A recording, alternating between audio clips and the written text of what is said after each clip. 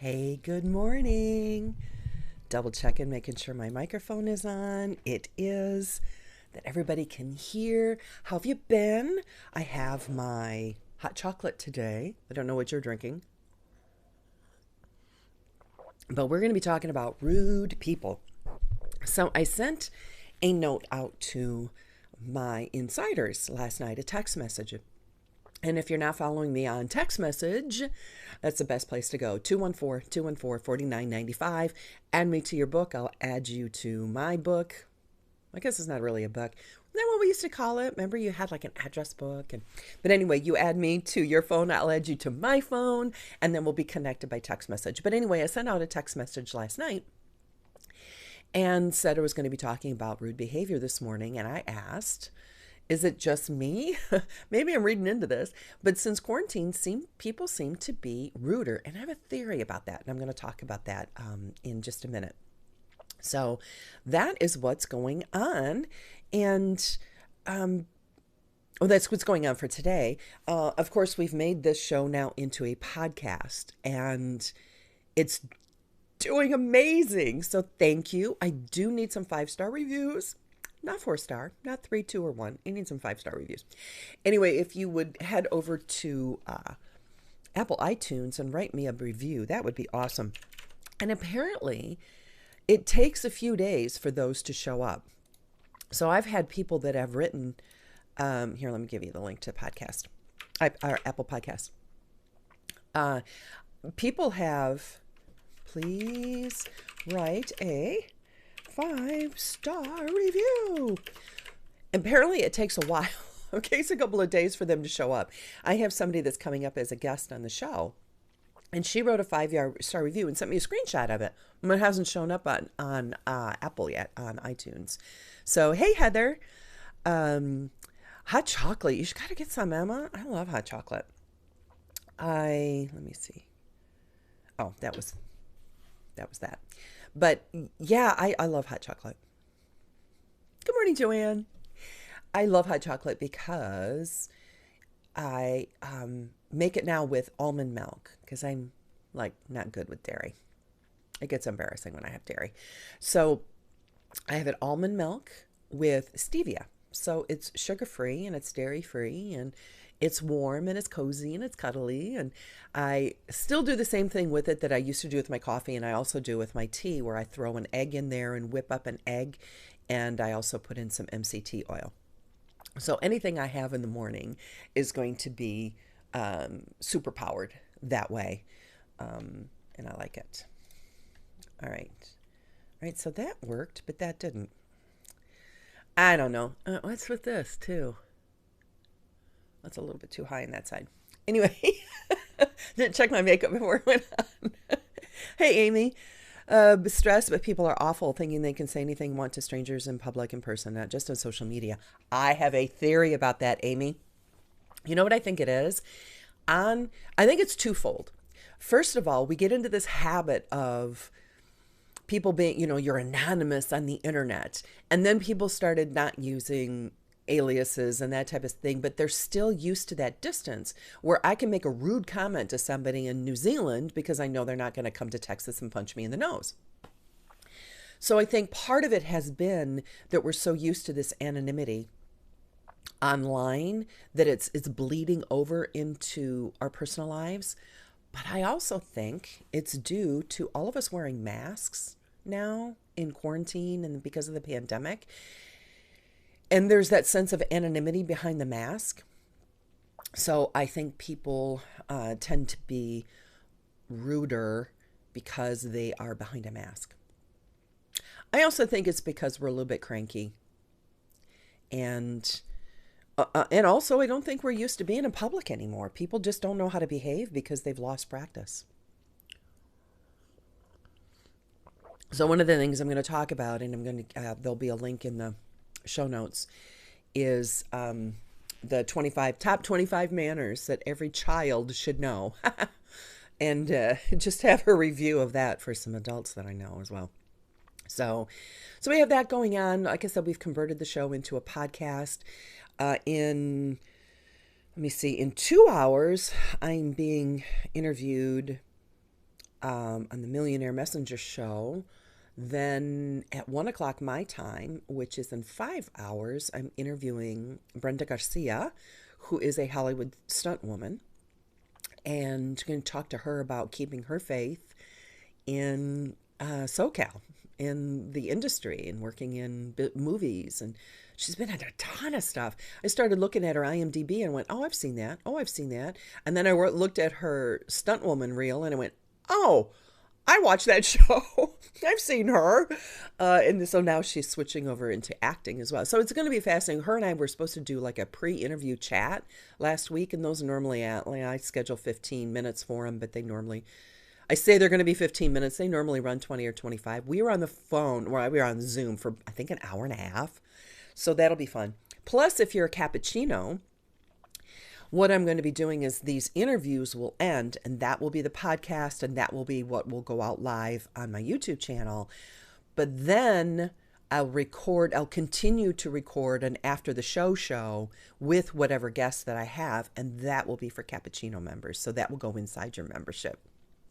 So yeah, it's coming to fruition. Everything's happening. And then I have my own community on my website, ColleenHammond.com/community, that we're tinkering with and exploring and trying to grow it really small right now because I'm still trying to learn how to use the software I purchased. But, no matter what platform you go to, it can be shut down. Look at Parler. So I don't care if you're to the right or to the left. I don't care if you're a Republican or a Democrat. When companies or whatever decide that they don't like your message and they cut you off, that's always a possibility. And it seems to be happening more and more now. Like I said, it doesn't matter if you're on the right or on the left. When somebody is in control of your message and your life, there's a problem there. So people are like leaving Facebook or whatever they're doing. But you go to another platform, who's to say they don't like your message and they shut you down? The only place I have control over that is my website and properties that I purchase and I own. So that's why I'm starting my own community on my own website, because I know unless who do I have right now? HostGator. Unless HostGator comes into my private community and doesn't like what I'm saying and shuts me down, that's pretty much the only way that's going to happen. And I'm much too small to be noticed right now. Anyway, masks dehumanize. I believe it. I believe it. I agree. Oops. And this is not showing comments. Good morning, Liz. Hey, Terry. When's your surgery, Terry? Is it on Friday? I'm thinking. And people are frustrated. Yeah, absolutely. Hey, Lisa, with a new account. Oops, that's not going to work. Oops, that's not working either. Oh my God. Oh, I'm just going to shut this thing over because it is not unifying my chat. Test for unified chat. We might have to go in a different direction with that. Okay, it's sending mine, but it's not recording anybody else's. Okay, so I'm going to shut that down. So yeah, let me see what else is going on. Oh, so many things, so many things. Oh, and it's time. All right, so let me fade to black. Let me pull up my notes, and y'all keep chatting because you know how it works. When the platforms, whether it's YouTube or Facebook or Twitch or Mob Crush or wherever else I am, I think I'm on Periscope until it dies. Yeah, just the comments always help. All right, so let me fade to black, pull up my notes, and we'll get started. As soon as I've done the 5 points, actually there's 6 because there's a bonus, I will be back and we'll continue chatting and drinking our drinks. All right, hold on.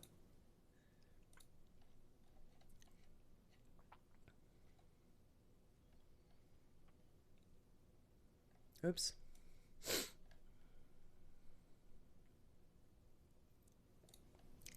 Have you ever in your life run across someone that was rude?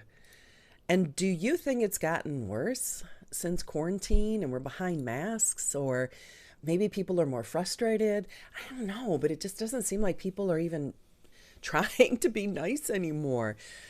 So, how do you deal with rude and obnoxious people, whether in person, online, or in line at the grocery store? That's the topic for this morning's Coffee with Colleen.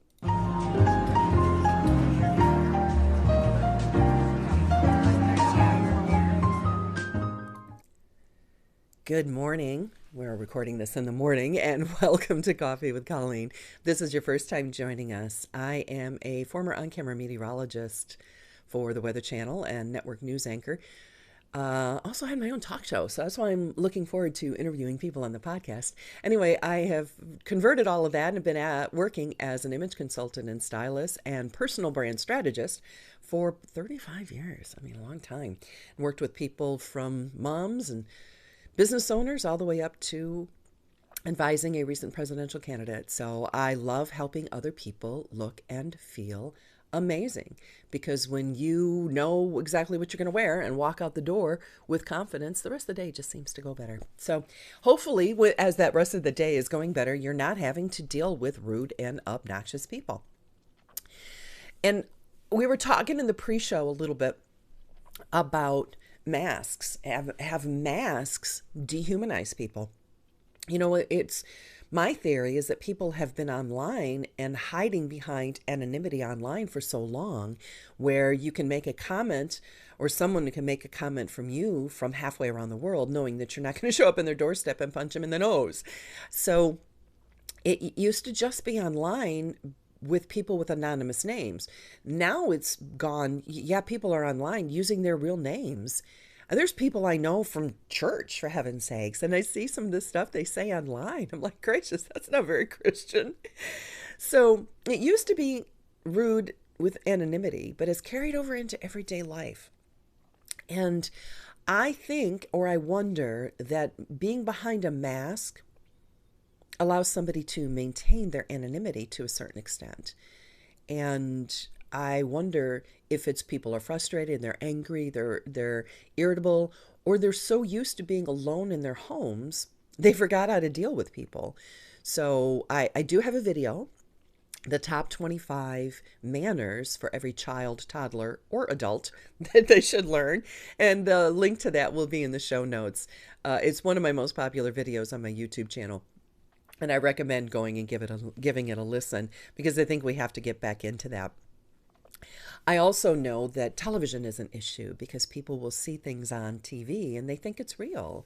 I remember working with a politician down in the islands, and he said that when someone in the United States sneezes, they get a cold in the islands.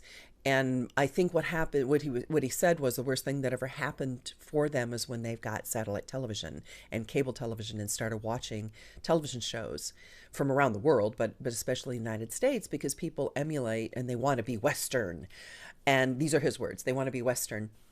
And so they emulate what they think that people do, whether it's how they behave, or so they watch something on a soap opera and they think that people actually behave this way, and that's how they start behaving. So this is what he told me anyway. So it's people behave by how they see, as opposed to understanding that it's just entertainment. So I'm wondering if that too is part of what's spilling over into our society. And the idea of manners and graciousness and politeness has kind of faded away. Or people are blaming other people and saying, they're not accepting responsibility for their own actions. They'll say, yeah, but you did this. That's why I responded the way I did. But we're all responsible for our own behavior.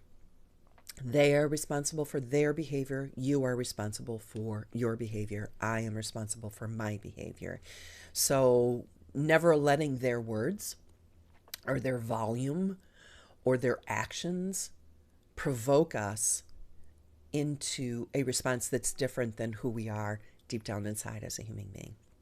So one of those things is, I give this example on the stage all the time when I speak, is if you hold up your hand, and oftentimes I'll bring somebody up out of the audience, you hold up your hand And I'll say, hold up your hand. So they hold up their hand and I hold up mine. And then I will put my hand against theirs. So it's like we're doing a high five, but we're very gently touching each other's hands. And then I'll start pushing on their hand. And almost 100% of the time, that person will push back. And I'll say, why are you pushing back? And they say, I don't know. You pushed me. I pushed back. It's the same way in our interpersonal lives, in our relationships. If we don't maintain control and composure for ourselves when someone pushes us, we'll push back. So here's 5 tips. I'm going to throw a bonus in at the end too for dealing with rude people. First and foremost, we need to recognize that people are different. And you know how when children are little and they're like, I'm going to buy mommy a gift for her birthday. And I love baseball. So I know she does too because I love it so much. So I'm going to buy her a baseball mitt, right? So we grow out of that, hopefully. And we understand that just because we love something doesn't mean somebody else does. That we are all individuals. We are all very, very different. So understanding that people may not do things the same way that we do, and that's okay. Unless they're breaking the law, right? It's okay. It's not me. And to stay in our own lane. Do I say this every week? Stay in your own lane. Also understand those 4 temperaments. Now, I do have a course that's being redone right now. But by the time this airs, it won't be done yet. But understanding the 4 temperaments. And I don't care if you take the DISC program. I've taken them all. I've done Myers-Briggs. So there's basically 16. There's out of those 16, it breaks down into 4 cores. And then out of those 4 cores, it breaks down into 2, right brain and left brain. So you can break it down into the 16, or you can just go left brain, right brain. But some temperaments, and there are a few, are like oil and water and they just don't get along. Does that mean one person's right or wrong? No, they just don't get along. And I have this one particular person in my life and I kind of like her, but her and I don't get along. And her and I talked about it one day. It was like, I don't know why there's nothing wrong with you. I like you, but I don't get along with. I don't know what it is. And she started laughing. She goes, I feel the same way about you. And so now we get along so much better because we finally kind of just sat down and talked about it one day. And we went out and had a glass of wine or two. And I think we split a bottle and talked about it. And we're not like close friends or anything, but we just don't get along. And there's nothing wrong with her. And there's nothing wrong with me. I was going to say, but I'm a huge proponent of therapy and talking to people about the things that you do wrong and correcting them. So anyway, understanding it doesn't mean that you or them or anything is a good or bad person. It's understanding that people are different. And like my mother was very, very introverted and soft-spoken, and my dad is very extroverted. So I take more after my dad, but it makes my mom uncomfortable. Like, oh, why do you do that? Why do you have to say that? It's embarrassing. You're drawing attention to yourself. I'm like, I don't care. And she did, and so she always said that the way I did things were wrong, but the more I realized how when I got older, it wasn't that I was wrong. I was just very extroverted and she was introverted. And so we looked at the world differently. So it doesn't mean you're a good or bad person unless you are doing good or bad things. Because as Christians, we are called to love one another. And love is an action. Love isn't this feeling. That's the wonderful thing about the English language is that you can love your parents, you can love your spouse, you can love your dog, you can love spaghetti, you can love the sunset. And those are all different kinds of love.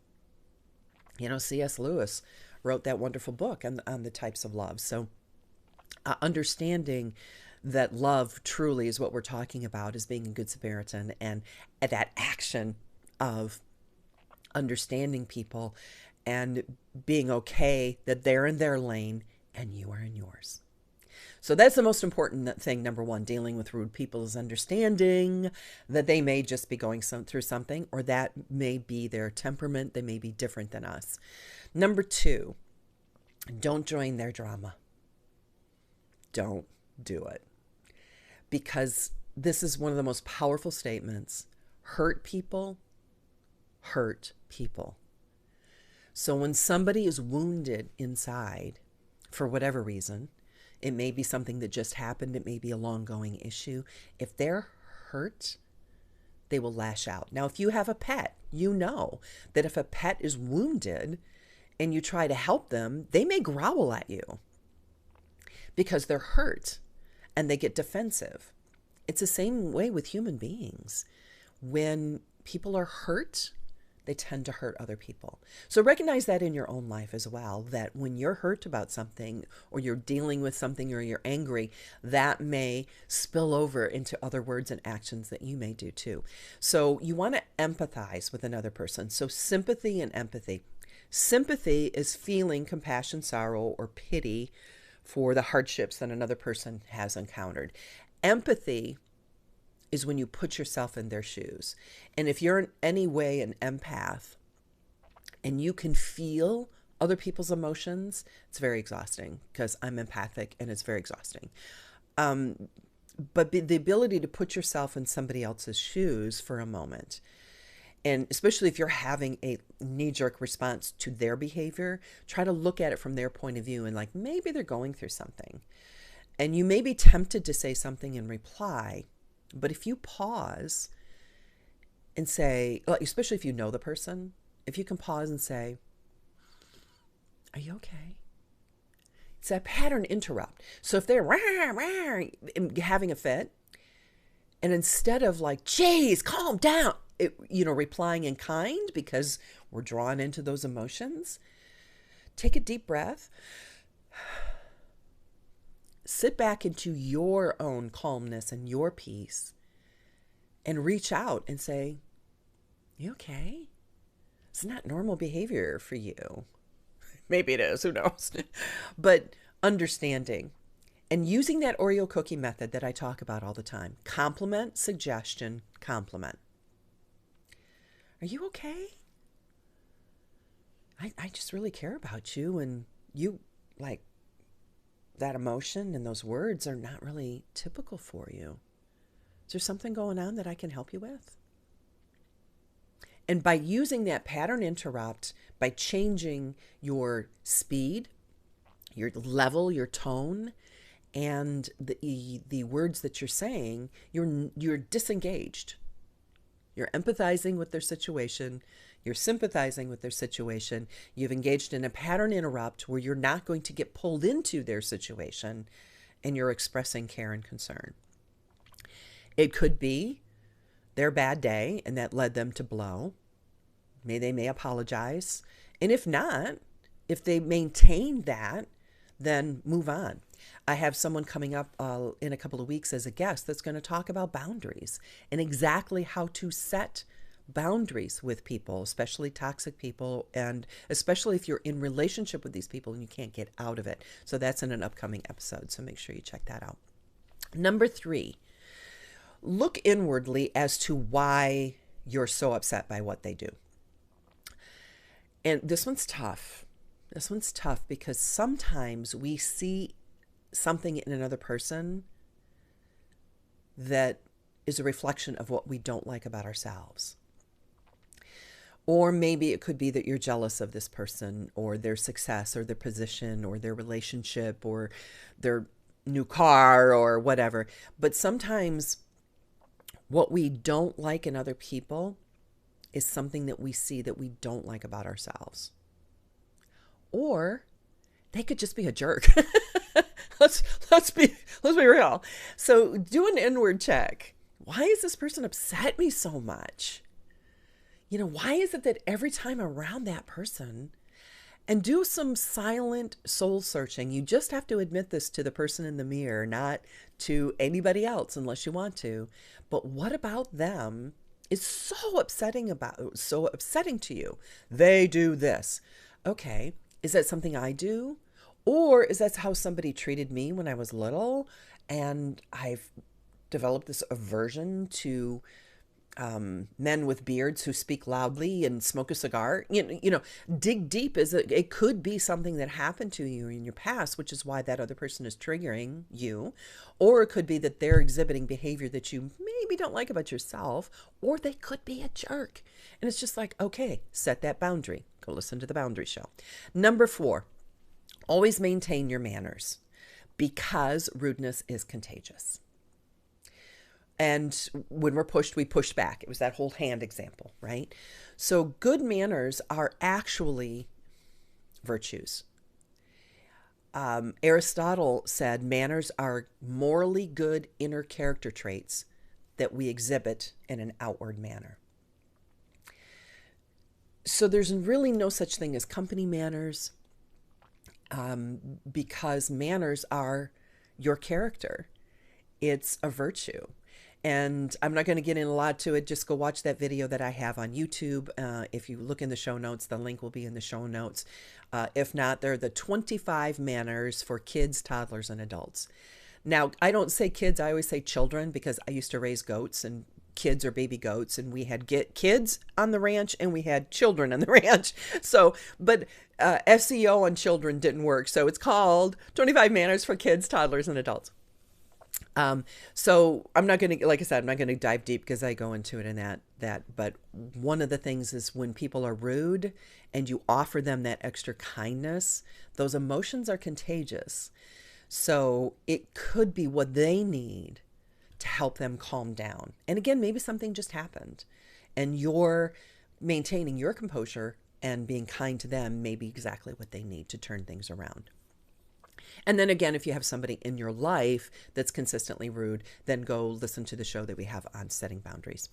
Number 5, this is the boundaries part. Walk away, even if they're still speaking. You do not have to subject yourself to someone else's abusive behavior. And if they're a stranger, you never have to deal with them again.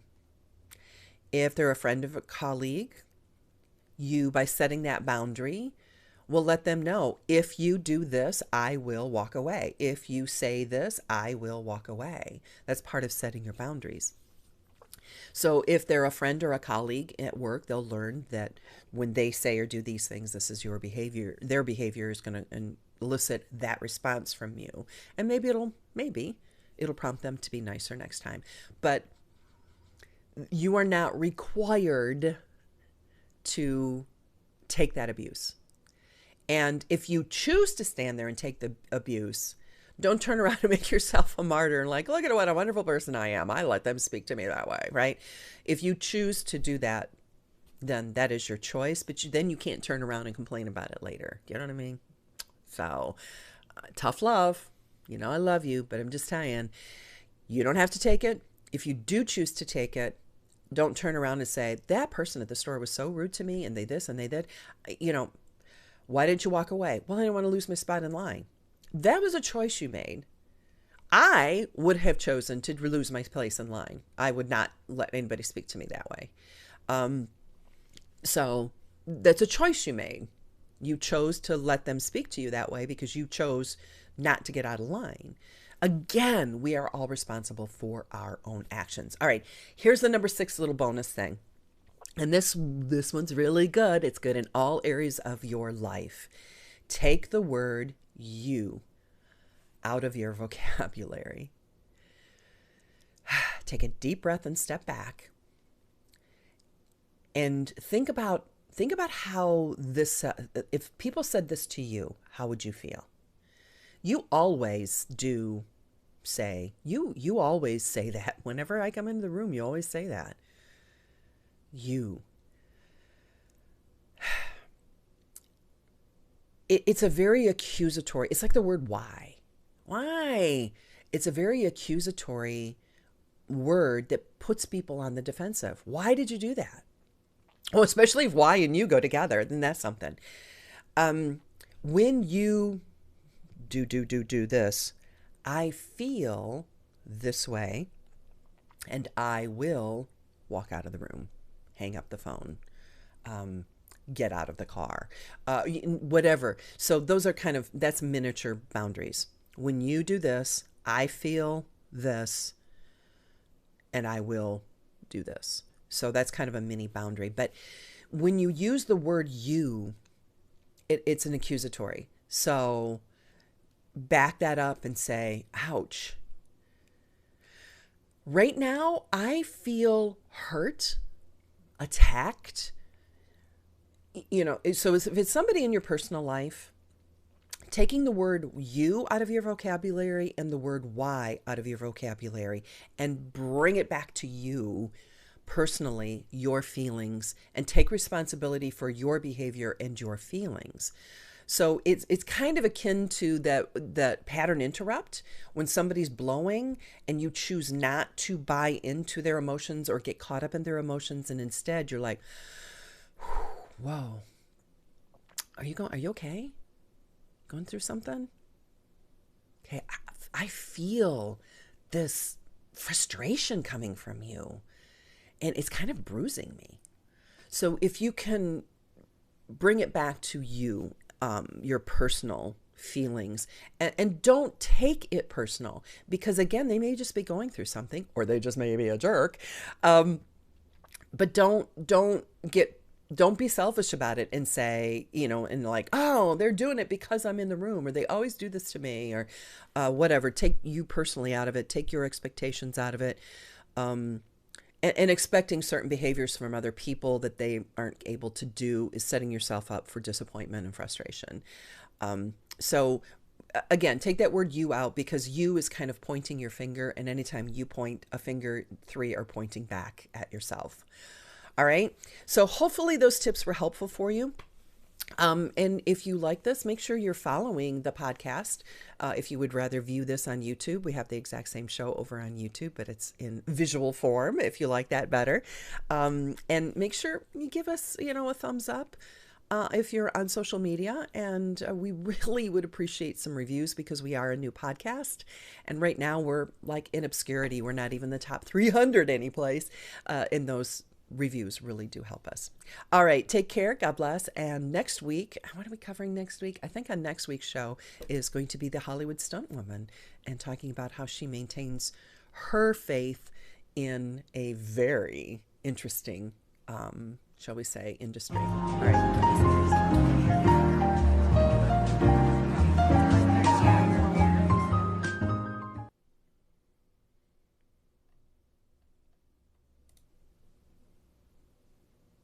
Interesting. Okay, let me go back and read comments. This is going to be a fun morning. I think there's a stress, but people are awful. They can say anything they want to strangers in public and in person, just on social media. Yeah. Yep. Let me see. Good. Hey, Lori, how are you? Truly shows going back in time, trying to normalize infidelity and making immorality normal, trying to make the good old days seem worse than now to make this time look good, normalizing behavior. The good old days weren't necessarily good, were they? Have to pick up the grandkids. Bye, Amy. Be safe. Let me pop over to, there's Lisa. Okay, let me go back and, whoa, hey, hello, Facebook. You are alive and well. People tend to be mean online, and now it's transferring people to pace. Yes. And Marie, good. Good morning. Excited to arrive and good. I'm glad, Barbara. Yeah, those notices, text messages are worth it. 214-214-4995.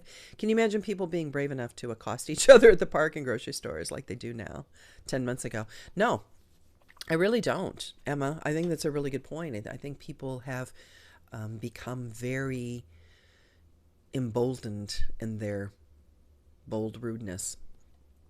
Yeah. I usually find those with people with my personality, so I clash with myself. There you go. That was it. We split a bottle. We did. Actually, it was fun. We get along great now, and I learned more about our background, and then we split a bottle, and then it was a couple of years later that we reconnected, and I found out what was going on in her life, and why she left her husband. So then that brought even more to light, and I was like, oh, Oh, that explains her behavior so much better. I got it. But I couldn't understand why she was saying and doing the things she was doing. And then now that I know her story, I get it. Hey, Lisa, thank you. And thanks for sharing the show. I appreciate you so much. Hey, Kathy, good morning. You can love and not like. Excellent. Absolutely, Barbara. Absolutely. Oh, thank you. Blissola says I look fabulous today. Rudeness and sarcasm is the norm now. It is so sad. A very good observation. Very good observation, Valerie. And it really is. It is very sad to me how it has been accepted. A lot of this behavior has, let me refresh this. It's just people just think it's normal or okay, or well, other people do it, and I for so many reasons. Oops, my whatchamacallit came on. It does seem to be accepted or condoned. That was the word I was looking for. I hate that when you have this word and they're like, the word's right there and it's perfect and I can't. It starts with a C.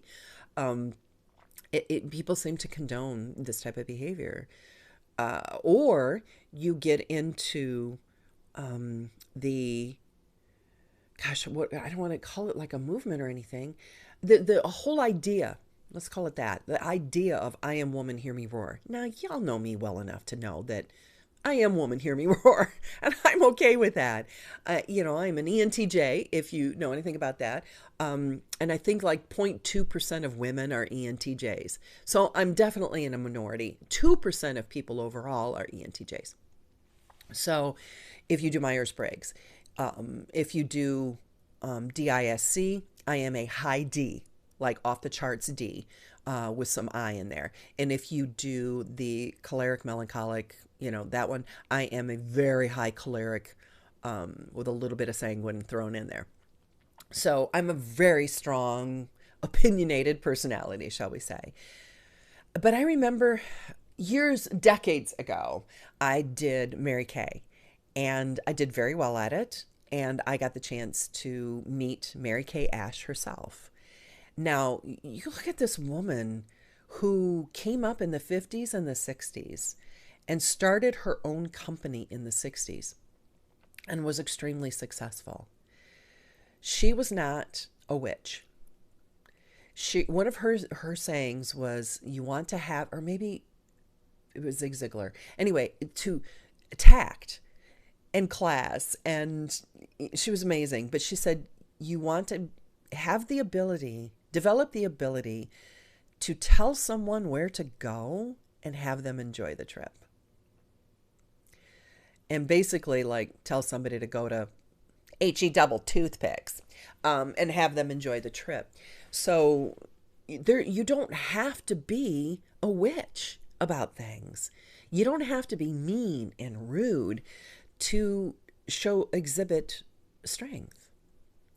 And that was one of the most powerful things I had ever heard was you can get more done basically with honey than you can with vinegar. And I had been raised that way my whole life, but I thought you had to be forceful in business and just mean and rude and a bull in a china shop too, especially as a woman. And I wasn't raised that way. I wasn't raised that because I was a woman, anything would hold me back. My daughters and I had this talk. My daughter was looking at a book that she wanted to get for her children, and it was supposed to be around strong, successful women. And there was a whole page in there about Ruth Bader Ginsburg. And it was so negative, and it was so upsetting to my daughters because I didn't raise them that way, and I wasn't raised that way. So I grew up in the 60s and 70s and 80s, but was never told, well, you can't do that. You're going to have a harder time because you're a woman. I was never told that. I was told, go out there, make your dreams come true, always do your best, always treat people with respect and kindness, But I was never told, well, because you're a girl, you may have more trouble. They never set up that negative expectation in my head. So this book, and it was said about Ruth Bader Ginsburg, she always knew as a woman she would never, this, and just because she was a girl, she was told she couldn't do this and that, and my daughters were like, why would I read this to my little girl and give her the expectation that something about her is wrong because she's a female, and that it's going to be harder for her because she's a female? I think being successful in life, well, there's a difference between being successful in life and being successful financially. I think those are two different things. To me, success is the fact that I have 4 children and we're all very different and we've had our differences and we've had our discussions, but we all get along and love and respect each other as a family. To me, that's success. I'm still on very good terms with all of my children, my adult children, even though we've had disagreements and they've made very different choices in their lives than I would have hoped. But they're adults and they make their own decisions, and I just love them and pray for them, right? So anyway, where did I start in that? I kind of went down a bunny trail. So a tempered D. Yeah, we were told we could do it all or have it all. Yeah. It's a victim mentality. You're right, Emma. The people who teach their girls that set them up for failure before they even have a chance. Why share those types of things and tell people that kind of stuff? Hey, Minette. Oh my gosh, so jealous. I was a Mary Kay for years. Yeah, Mary Kay Ash was amazing. God rest her soul. Always being gracious in correction. Yeah, and knowing that there's people you're supposed to correct and people you're not supposed to correct. Are they in your, what was it called? The funnel of, I used to do a whole talk on this and I'm drawing a blank on it. But are they under your funnel of influence? So are they, do you have the right to correct another person? And there's a whole thing my spiritual director guided me through about, and you can read Thomas Aquinas and you can go back and read all of that. And it's detailed very specifically who you can correct. And it's a limited number of people, and who you are called to not correct. Because oftentimes if you're correcting people outside your area of influence, you are going to push them away and make them worse. I can't tell you the number of people that correct me and send me emails about, this is my favorite too. God told me to tell you this. I'm like, wow, you've got a direct line to God and for sure you're an absolute stranger. And God told you that my earrings are going to send me to hell. Okay. Seriously, these earrings, matter of fact. I got an email about these earrings and that God told her that my wearing these emails were just going to send me to hell. Seriously? You realize that pretty much as soon as I'm off the camera, those earrings come off. I don't walk around the house like this.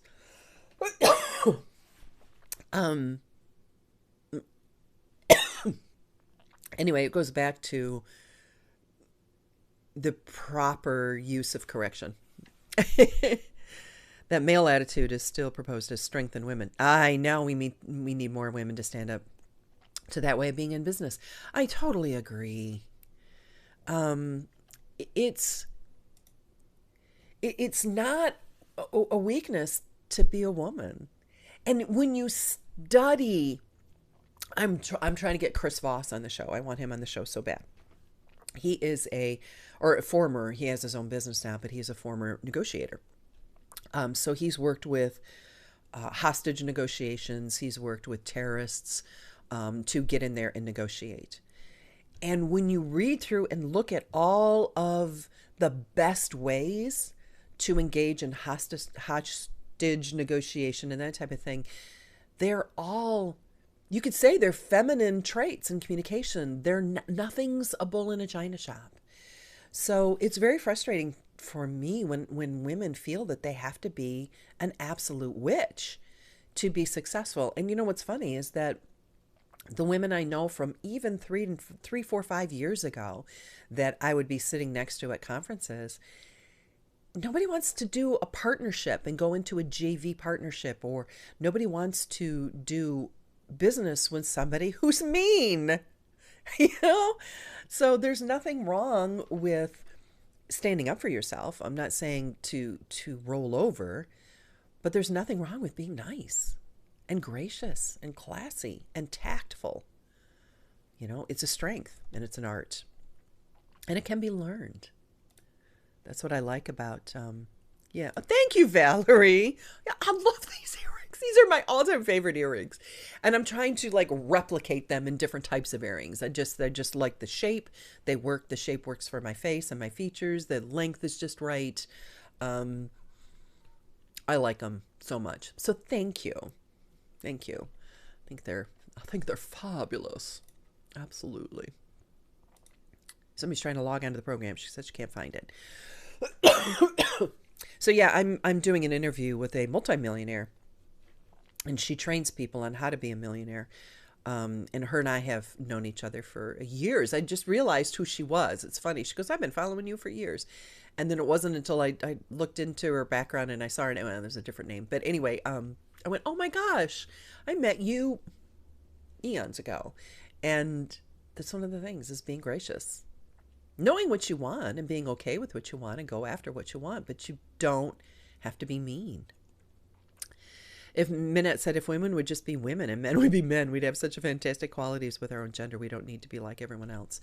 Yeah, it's okay to be female. That's the one thing I've just not understood, that it's... Dr. Alice von Hildebrand, if you know who she is, said this to me once, and I think she wrote it in her book, one of her many, many books. Anyway, she was talking about where she said, really, and there's a lot of feminists, and I hate to say feminist because I kind of consider myself a feminist in the true sense of the word, that G.K. Chesterton talked about. The people who, they have taken the word feminist or feminism and turned it into a negative in an attempt to make themselves look better as women, so they've kind of like taken away that word. But women who think that they need to be more like a man to be a better woman, they tend to pick up the worst traits in men, where they feel that they have to be mean or a bully, or they have to be smoking and drinking and cussing and swearing. And that's one of the things I loved about Mary Kay Ash, is she had a very sweet and gentle voice, but doggone it, boy, she knew what she wanted, and she had very high in emotional intelligence, and she would go after what she wanted, but she was never cussing and swearing. And when I was with Mary Kay, it was her rule that women should wear dresses. So you always had to wear a skirt or dress, and no drinking in public. And, it's not good for business. So I remember going out with a bunch of Mary Kay people before I knew anything about the business, or before I was associated with the company or anything.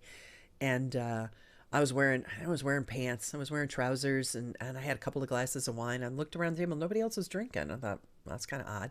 So, and then wasn't later, is that these are just her habits for good business.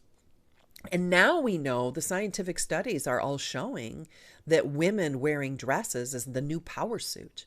Women wearing like a skirt and a blazer, or a dress, or something like that, is seen in business as more powerful. So, for example, this just popped into my head. Shark Tank. Barbara Cochran, Lori Grenner, what's her name? I've never seen them in trousers. They always wear a dress. And the scientific studies are showing that women in dresses, it's like the power suit. They're seen as more successful, more powerful, and everyone's like, no, I got to wear remember in the 70s, like the dress for success, where women were trying to wear like pinstripe trouser suits that were women's, but they were, it was just different. But no, the studies have shown, it's not the truth. So try to use our being a woman as a strength. Yeah. Yeah, there's nothing wrong. Women are strong and powerful. Absolutely. Uh, Another one of my favorite people. Love Alice von Hildebrand. She's the best. Yeah, feminist in the true sense of the word. She, God bless Lily. She has no problems just calling it out like it is, but graciously, and learning to. And I remember I got pulled in, when I was at the Weather Channel, I got pulled in for saying something. And I remember saying, we were in this meeting, and I turned to my boss and I said, but you've said the same thing numerous times. How come it's okay for, and I don't even remember what I had said. It was before I had learned to be tactful. So it probably was a little bit over the top of what it should have been or what it could have been. And I turned to Ray and I said, but you've said the same thing. How come as a man you can say that, but as a woman I can't? And I was 23 at the time. And they kind of looked at each other and went, okay, that's a good point, and excused me. Well, I thought, oh, okay, well, I made a good point. And now looking back on it, I'm thinking, oh, they probably didn't want me to sue them for like sexual harassment or something. But anyway, so it was interesting that, yeah, there are things that if I say them or if a man says them, they're going to come across differently. But that's okay. That's also understanding that a different tone of voice is going to make something sound different. Choosing different words will make something come across differently. So there's a lot of things that go into that. And just understanding that it's okay. I don't think it makes me any weaker or any less effective because I choose my words differently or carefully, or I know what works for my temperament and my personality and to get points across for me. So anyway, all right, we went a little bit long. And the sad thing was that I forgot to hit record, so I'm going to have to do this all again. Kathy said, in high school, I worked for a dentist who required his female staff to wear uniform dresses. It looked very professional. Yeah. And it's not a sign of weakness wearing a dress. And really, I think, if I remember correctly, when they did the study on dresses, I think that's what they were trying to show, is that women, I think that was their hypothesis, not they were trying to show, but I think in a scientific study, that was their hypothesis going in, that women wearing trousers or pantsuits or something like that would be more powerful in business. And they found that it was actually women in skirts and dresses. And I'm not talking mini skirts and I'm not talking low cut tops. There's a whole other studies on all of that too. But the right colors, the right, because certain colors send messages in different situations, the right type of materials, the right type of coverage, if you will, it all comes into play.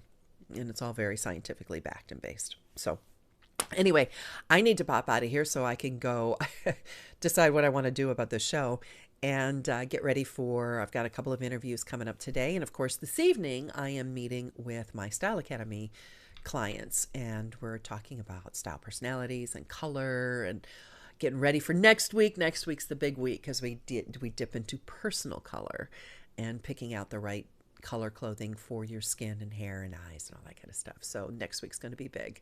But tonight we're doing our live coaching on style personalities and color schemes. So that's going to be fun. So huge busy day today. And I'm really looking forward to it. Got a lot of exciting people that I get to speak with during the day. And of course, I love working with my clients at night too. So, alrighty, y'all have an amazing day. And I cannot wait for next week, because next week we'll have our interview with Brenda Garcia, the Hollywood stunt woman, and hear her story. And I've heard some of it already, so I'm excited to share that with you. All right, take care. God bless. Drop me a line and let me know if you know of somebody that you would like to see featured on the show and interviewed, because that's how I found Brenda, was through somebody that watches the show. All right, take care. God bless. We'll see you next time. Bye.